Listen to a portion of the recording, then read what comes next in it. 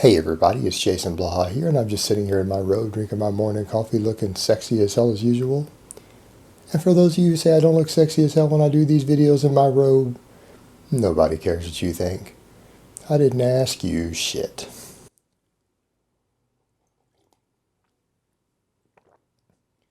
So I thought I would throw something out there for the majority of my audience and for people who really want to think about how the fitness community needs to respond to certain things going on in the world around us, how we need to promote fitness, how we need to tell our leaders how we feel about things and to make sure that we get treated fairly in the grand scheme of things. And the reason I think this is important on this channel, unlike some of the other fitness channels, the majority of my audience, when I check my analytics, seems to be a little bit older. My biggest demographic of viewers are between the ages of 25 and 35.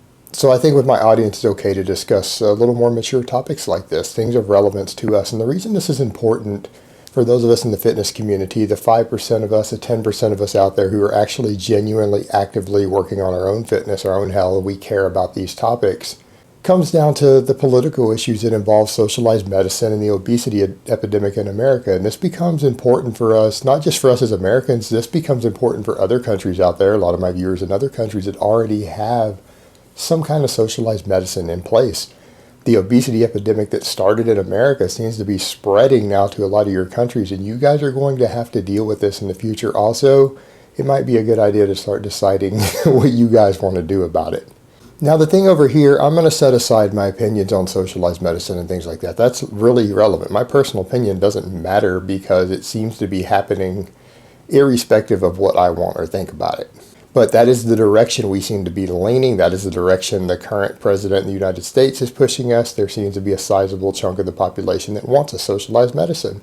And what we need to consider is that if it becomes the burden of the taxpayers in general to cover these things, to cover everyone's medical expenses, the growing obesity epidemic in our country is a massive concern because all of the health problems that it causes, and those health problems are enormous and expensive, is going to cost us a little bit of money. Actually, not just a little bit of money. So we need to actually take this pretty seriously at this point. And what I think, from my own viewpoints, what I don't want to see happen is the government step in and say, all right, we're just going to remove all your choices because it's too expensive for you people to be fat. We're just going to go in and shut down companies. We're going to regulate everything. We're going to create big bureaucracy to shut everything down. Then we can spend even more money and control your lives. I don't think that is the best way to do things. I don't think a tyranny is the best way to do things. Instead, what I think to promote overall health and fitness is to use a rewards-based system. Encourage people to be more fit. Reward those who choose a more fit lifestyle, and there are easy ways to do this with today's technology, and therefore that will give people an incentive, and nothing gives people an incentive more than money. And I don't mean giving away money, but cutting their taxes. For example, because we track everything, when you go to a gym today, if you have a gym membership, they know how many times you go.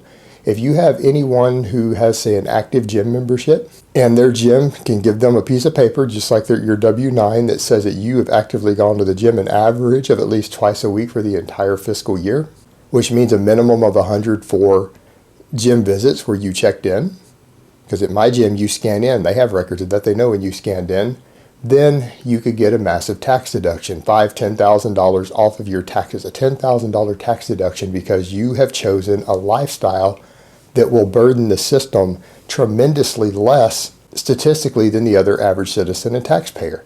Give them a tax break. We could do the same thing on groceries. Your banks today track your spending. They can sell your spending patterns off of your debit card to advertisers. That's actually tracked today. We have the technology, the databases to keep up with that.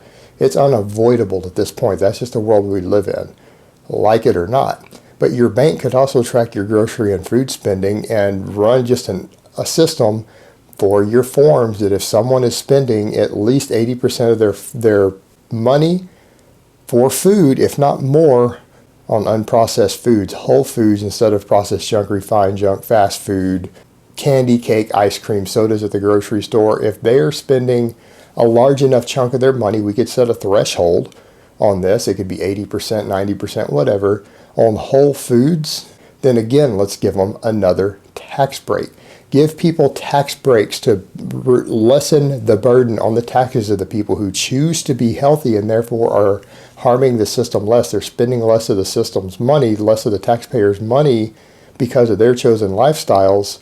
We do that, it will not only reward the people who are choosing fit lifestyles, all of you, most of you people who are watching would fall into that category, you'd pay a lot less taxes. And it will encourage people who are having a hard time making that decision. Maybe they don't want to pay as much taxes. They could go that same route too.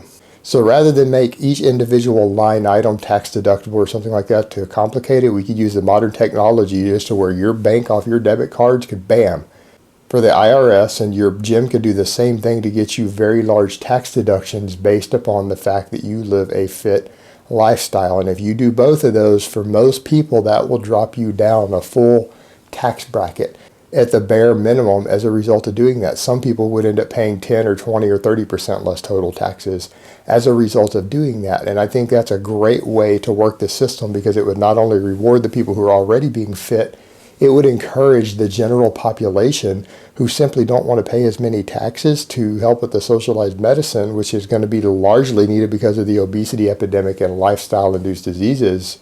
Then it would encourage other people to do the same, and then it would lessen the burden on the system. And I think that kind of encouragement, a financial encouragement, is probably the best way to go. Now, is that universally true? No, that's just my personal opinion. I'm just throwing out seeds out there, things for you guys to think about, things for you to talk to your representatives and our politicians about, and putting out ideas out there for people to hear. Because that is what we need to do as fitness enthusiasts, members of the fitness community, is encourage fitness. Encourage governments to reward fitness, not to punish the other.